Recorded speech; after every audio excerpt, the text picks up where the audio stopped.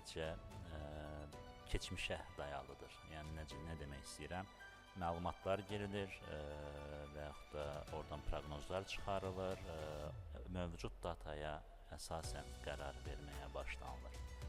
AI gəldiyi zaman nə baş verir? Artıq sadəcə proqnoz vermək üçün köhnə datalar üzərində deyil, artıq gələcəyə yönəlik də ERP-lər artıq məlumat verməyə başlayır. AI gəldiyi zaman belə bir sual çıxır. AI qərar verdikdən sonra insan bu işin harasındadır?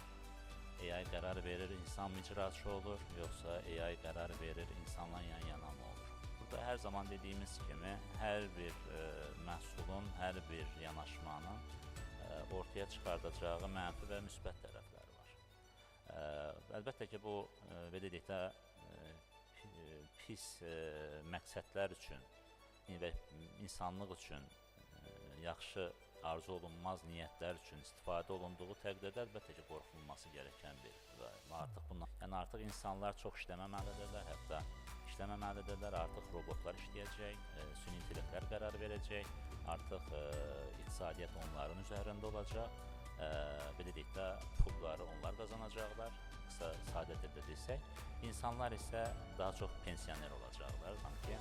Misal üçün, hər bir ERP standart paketdir də, yəni ERP proqramı yazılırsa, orada bir proses, belə deyək də, təcrübələrə əsasən ən doğru və ən qısa şəkildə hazırlanırdır.